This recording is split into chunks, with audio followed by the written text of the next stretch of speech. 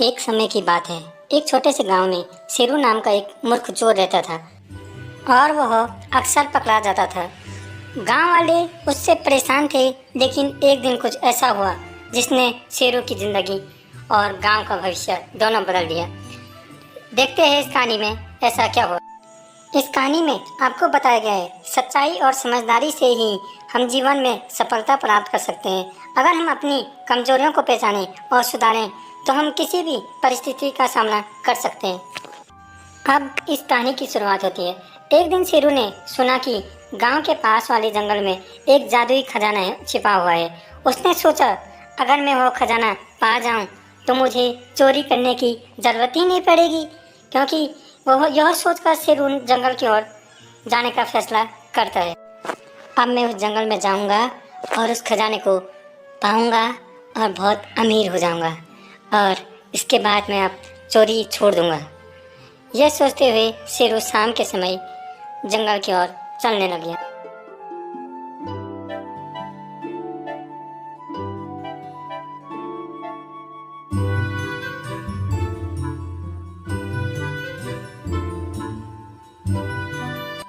जंगल में पहुंचते ही शेरू को कुछ जानवर दिखाई दिए।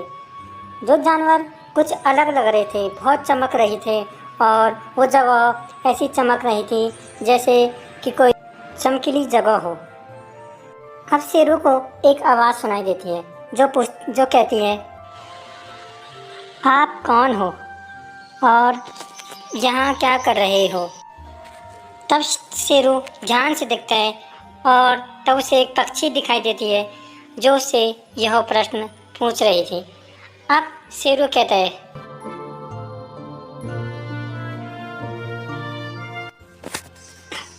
मैं शेरू हूँ, मैं यहाँ खजाना ढूंढने आया हूँ। क्या आप मेरी कुछ मदद कर पाओगे।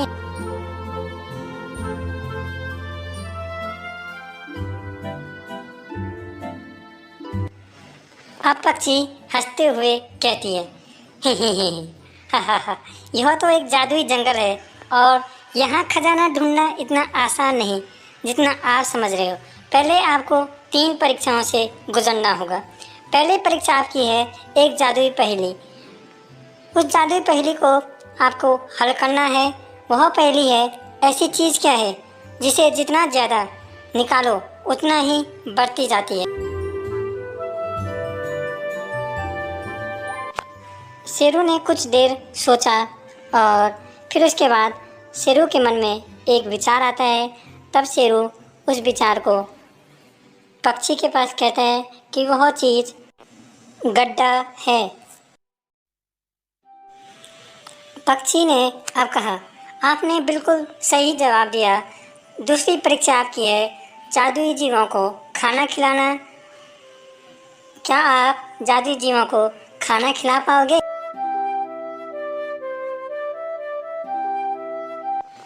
अब शेरू ने वह परीक्षा भी पास कर ली थी और अब शेरू की थी तीसरी परीक्षा। वह थी साहस और सच्चाई की। पक्षी कहती है, आपको अपनी सबसे बड़ी कमजोरी बतानी होगी और फिर आप पास हो जाएंगे।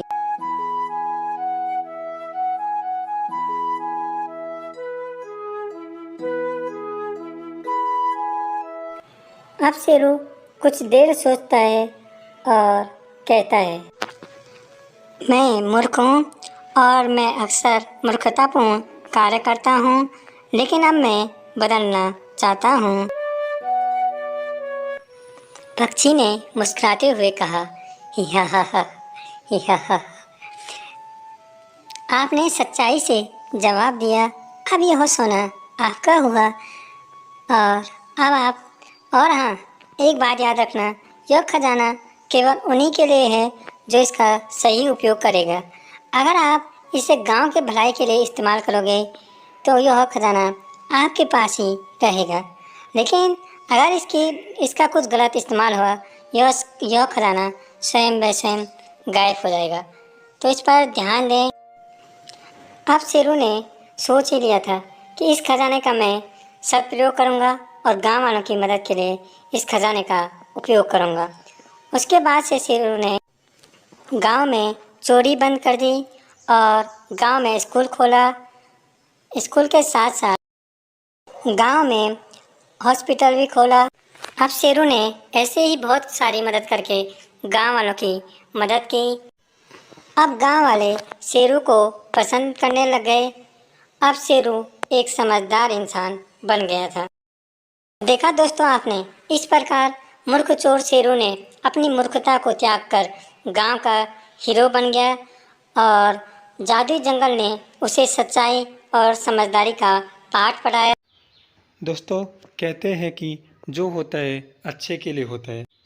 अंत में शेरू ने लोगों की मदद करके अपनी अच्छाई दिखाई। दोस्तों, इस कहानी से हमें यह सीख मिलती है, सच्चाई और समझदारी से ही हम जीवन में सफलता प्राप्त कर सकते हैं। अगर हम अपनी कमजोरियों को पहचानें और उसे सुधारें तो हम किसी भी परिस्थिति का सामना कर सकते हैं। दोस्तों, आपको यह वीडियो कैसी लगी ज़रूर बताएं। अगर आपको यह वीडियो अच्छी लगी हो तो एक लाइक कीजिए। अगर आप चैनल पे नए हो तो चैनल को सब्सक्राइब कीजिए। धन्यवाद दोस्तों।